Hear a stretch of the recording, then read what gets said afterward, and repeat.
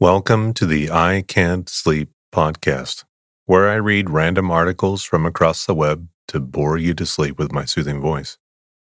I'm your host, Benjamin Boster. This episode is from a Wikipedia article titled Internal Combustion Engine, recommended by Tyson Wilkie from Australia. An internal combustion engine, ICE, is a heat engine in which the combustion of a fuel occurs with an oxidizer, usually air, in a combustion chamber that is an integral part of the working fluid flow circuit. In an internal combustion engine, the expansion of the high temperature and high pressure gases produced by combustion applies direct force to some component of the engine. The force is applied typically to pistons, turbine blades, a rotor, or nozzle.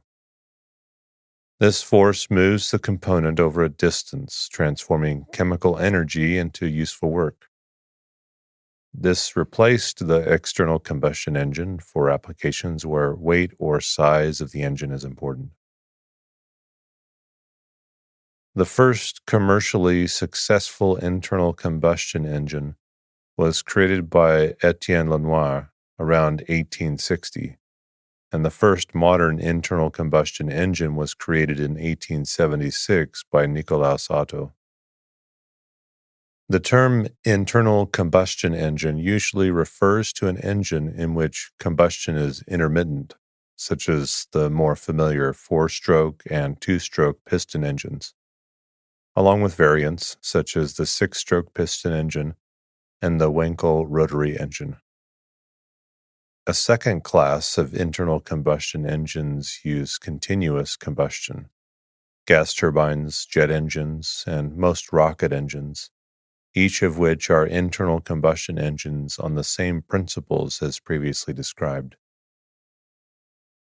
Firearms are also a form of internal combustion engine, though of a type so specialized that they are commonly treated as a separate category. In contrast, in external combustion engines such as steam or Stirling engines, energy is delivered to a working fluid not consisting of, mixed with, or contaminated by combustion products. Working fluids for external combustion engines include air, hot water, pressurized water, or even liquid sodium heated in a boiler. ICEs are usually powered by energy-dense fuels such as gasoline or diesel fuel, liquids derived from fossil fuels. While there are many stationary applications, most ICEs are used in mobile applications and are the dominant power supply for vehicles such as cars, aircraft, and boats. ICEs are typically powered by fossil fuels like natural gas or petroleum products, such as gasoline, diesel fuel, or fuel oil. Renewable fuels like biodiesel are used in compression ignition engines, and bioethanol or ETBE produced from bioethanol and spark ignition engines. Renewable fuels are commonly blended with fossil fuels. Hydrogen, which is rarely used, can be obtained from either fossil fuels or renewable energy. History. Various scientists and engineers contributed to the development of internal combustion engines. In 1791, John Barber developed the gas turbine. In 1794, Thomas Mead patented a gas engine. Also in 1794, Robert Street patented an internal combustion engine, which was also the first to use liquid fuel, and built an engine around that time. In 1798, John Stevens built the first American internal combustion engine. Swiss engineer François-Isaac de Rivaz invented a hydrogen-based internal combustion engine and powered the engine by electric spark. In 1808, de Rivaz fitted his invention to a primitive working vehicle, the world's first internal combustion-powered automobile. In 1823, Samuel Brown patented the first internal combustion engine to be applied industrially. In 1854, in the UK, the Italian inventors Eugenio Barsanti and Felice Matteucci obtained the certification, obtaining motive power by the explosion of gases. In 1857, the Great Seal Patent Office conceded them patent number 1655 for the invention of an improved apparatus for obtaining motive power from gases. Barsanti and Matteucci obtained other patents for the same invention in France, Belgium, and Piedmont between 1857 and 1859. In 1860, Belgian Jean-Joseph Etienne Lenoir produced a gas-fired internal combustion engine. In 1864, Nicolaus Otto patented the first atmospheric gas engine. In 1872, American George Brayton invented the first commercial liquid-fueled internal combustion engine. In 1876, Nicolaus Otto, working with Gottlieb Daimler and Wilhelm Maybach, patented the compressed charge four-cycle engine. In 1879, Carl Benz patented a reliable two-stroke gasoline engine. Later in 1886, Benz began the first commercial production of motor vehicles with the internal combustion engine, in which a three-wheeled, four-cycled engine and chassis formed a single unit. In 1892, Rudolf Diesel developed the first compressed charge, a compression ignition engine. In 1926, Robert Goddard launched the first liquid-fueled rocket. In 1939, the Heinkel Hay 178 became the world's first jet aircraft. Etymology. At one time, the word engine meant any piece of machinery, a sense that persists in expressions such as siege engine. A motor is any machine that produces mechanical power. Traditionally, electric motors are not referred to as engines. However, combustion engines are often referred to as motors.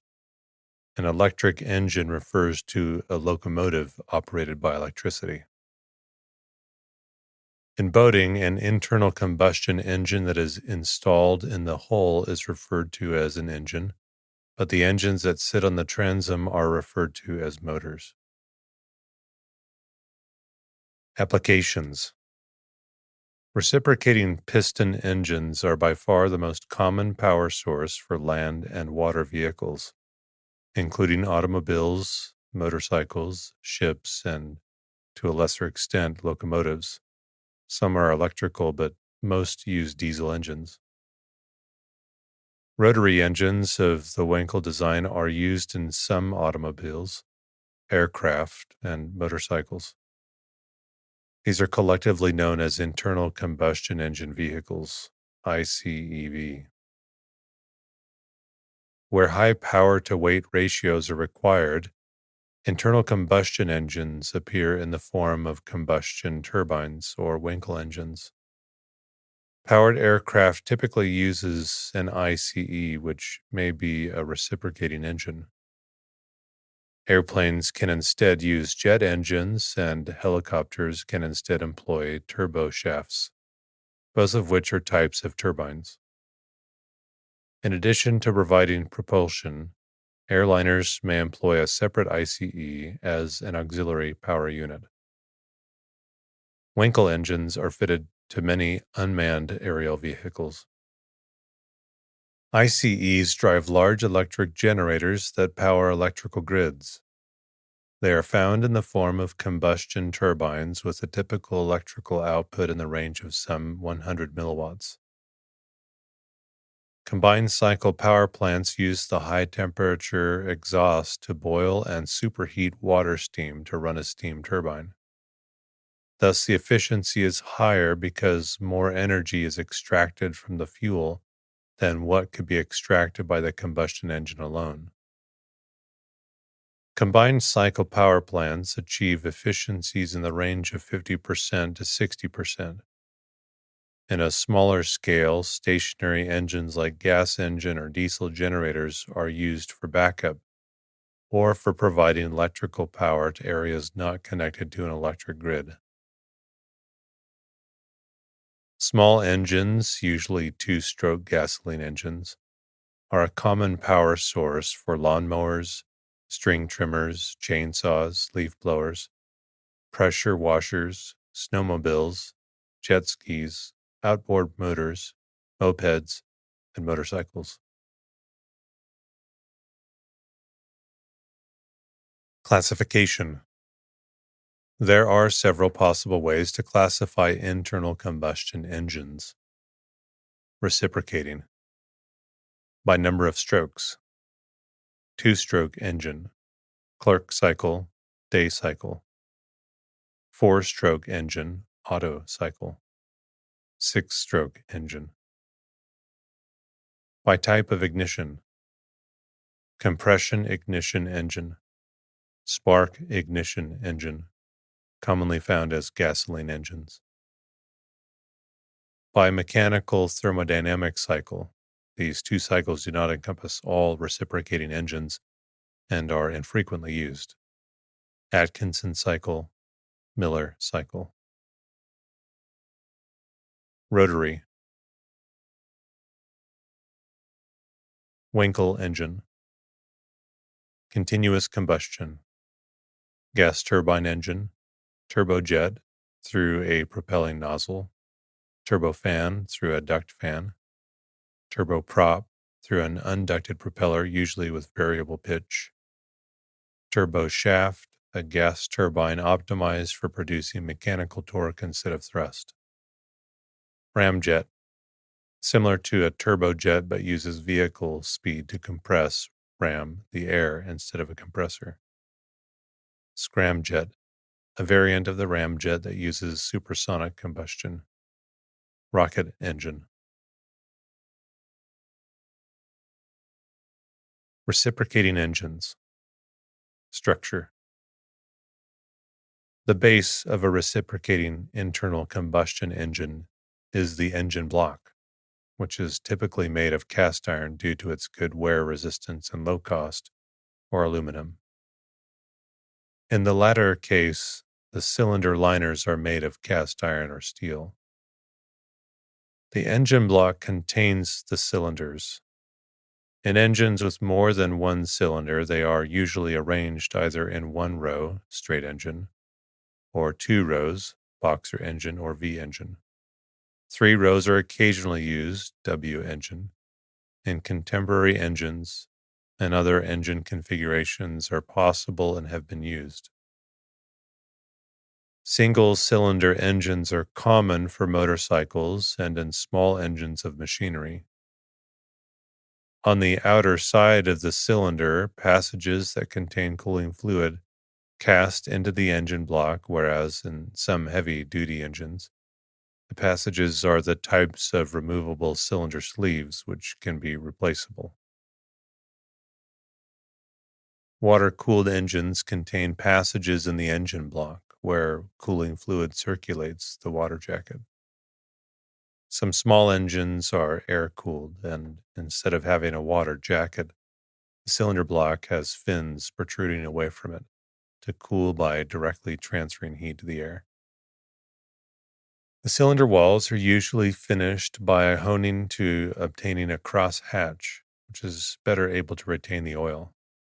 A too rough surface would quickly harm the engine by excessive wear on the piston.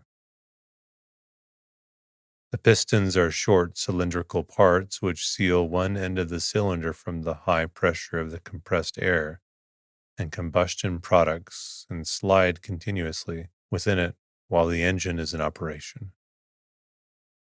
In smaller engines, the pistons are made of aluminum, while they are made of cast iron in larger engines. The top wall of the piston is termed its crown and is typically flat or concave. Some two-stroke engines use pistons with a deflector head. Pistons are open at the bottom and hollow except for an integral reinforcement structure, the piston web. When an engine is working, the gas pressure in the combustion chamber exerts a force on the piston crown, which is transferred through its web to a gudgeon pin. Each piston has rings fitted around its circumference that mostly prevent the gases from leaking into the crankcase or the oil into the combustion chamber. A ventilation system drives the small amount of gas that escapes past the pistons during normal operation, the blow-by gases, out of the crankcase so that it does not accumulate, contaminating the oil and creating corrosion. In two-stroke gasoline engines, the crankcase is part of the air-fuel path, and due to the continuous flow of it, I do not need a separate crankcase ventilation system. The cylinder head is attached to the engine block by numerous bolts or studs. It has several functions. The cylinder head seals the cylinders on the side opposite to the pistons. It contains short ducts, the ports, for intake and exhaust, and the associated intake valves that open to let the cylinder be filled with fresh air, and exhaust valves that open to allow the combustion gases to escape. However, two-stroke crankcase scavenged engines connect the gas ports directly to the cylinder wall without poppet valves. The piston controls their opening and occlusion instead. The cylinder head also holds the spark plug in the case of spark ignition engines, and the injector for engines that use direct injection. All CI engines use fuel injection, usually direct injection, but some engines instead use indirect injection. SI engines can use a carburetor or fuel injection as port injection or direct injection. Most SI engines have a single spark plug per cylinder, but some have two. A head gasket prevents the gas from leaking between the cylinder head and the engine block. The opening and closing of the valves is controlled by one or several cranshafts and springs, or in some engines, a desmodromic mechanism that uses no springs. The crankshaft may press directly the stem of the valve or may act upon a rocker arm, again either directly or through a pushrod. The crankcase is sealed at the bottom with a sump that collects the falling oil during normal operation to be cycled again. The cavity created between the cylinder block and the sump houses a crankshaft that converts the reciprocating motion of the pistons to rotational motion. The crankshaft is held in place relative to the engine block by main bearings, which allow it to rotate. Bulkheads in the crankcase form a half of every main bearing. The other half is a detachable cap. In some cases, a single main bearing deck is used rather than several smaller caps. A connecting rod is connected to offset sections of the crankshaft, the crank pins, in one end, and to the piston in the other end through the gudgeon pin, and thus transfers the force and translates the reciprocating motion of the pistons to the circular motion of the crankshaft. The end of the connecting rod attached to the gudgeon pin is called its small end, and the other end where it is connected to the crankshaft, the big end. The big end has a detachable half to allow assembly around the crankshaft. It is kept together to the connecting rod by removable bolts. The cylinder head has an intake manifold and an exhaust manifold attached to the corresponding ports. The intake manifold connects to the air filter directly, or to a carburetor when one is present, which is then connected to the air filter. It distributes the air incoming from these devices to the individual cylinders. The exhaust manifold is the first component in the exhaust system. It collects the exhaust gases from the cylinders and drives it to the following component in the path. The exhaust system of an ICE may also include a catalytic converter and muffler. The final section in the path of the exhaust gases is the tailpipe. Four-stroke engines. The top dead center, TDC, of a piston is the position where it is nearest to the valves. Bottom dead center, BDC, is the opposite position, where it is furthest from them. A stroke is the movement of a piston from TDC to BDC, or vice versa, together with the associated process. While an engine is in operation, the crankshaft rotates continuously at a nearly constant speed. In a four-stroke ICE, each piston experiences 2 strokes per crankshaft revolution in the following order. Starting the description at TDC, these are 1. Intake, induction, or suction. The intake valves are open as a result of the cam lobe pressing down on the valve stem. The piston moves downward, increasing the volume of the combustion chamber and allowing air to enter in the case of a CI engine, or an air-fuel mix in the case of SI engines that do not use direct injection. The air or air-fuel mixture is called the charge in any case. 2. Compression. In this stroke, both valves are closed and the piston moves upward, reducing the combustion chamber volume, which reaches its minimum when the piston is at TDC. The piston performs work on the charge as it is being compressed. As a result, its pressure, temperature, and density increase. An approximation to this behavior is provided by the ideal gas law. Just before the piston reaches TDC, ignition begins. In the case of a SI engine, the spark plug receives a high voltage pulse that generates the spark, which gives it its name and ignites the charge.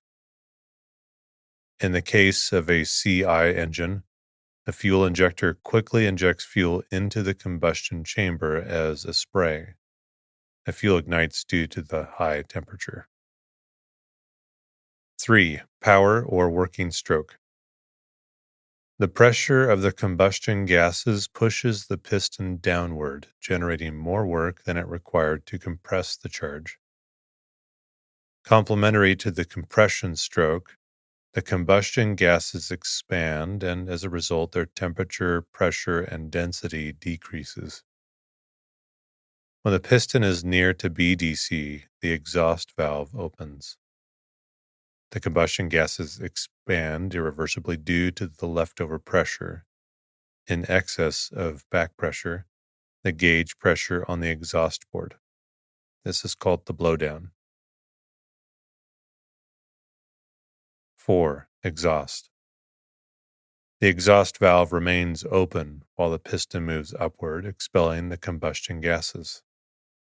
For naturally aspirated engines, a small part of the combustion gases may remain in the cylinder during normal operation because the piston does not close the combustion chamber completely. These gases dissolve in the next charge. At the end of this stroke, the exhaust valve closes. The intake valve may open before the exhaust valve closes to allow better scavenging.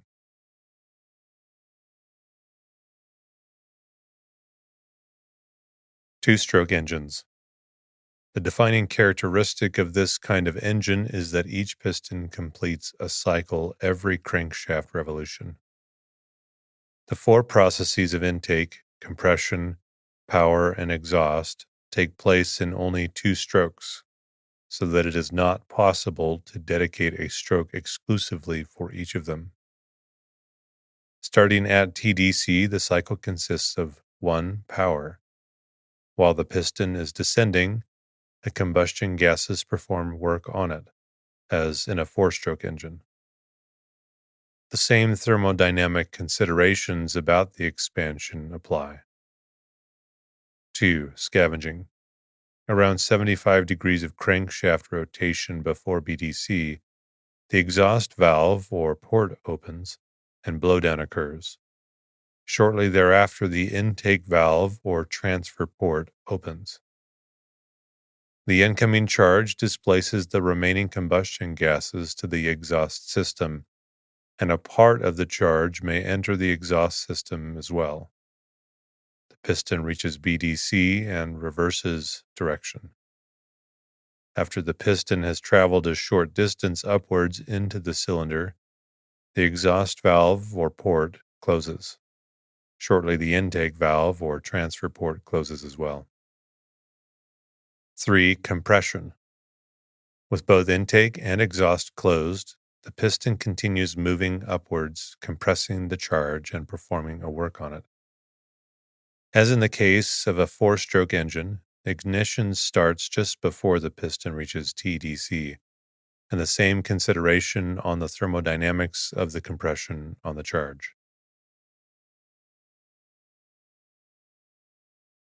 While a four-stroke engine uses the piston as a positive displacement pump to accomplish scavenging, taking 2 of the 4 strokes, a two-stroke engine uses the last part of the power stroke and the first part of the compression stroke for combined intake and exhaust. The work required to displace the charge and exhaust gases comes from either the crankcase or a separate blower. For scavenging, expulsion of burned gases and entry of fresh mix, 2 main approaches are described: loop scavenging and uniflow scavenging.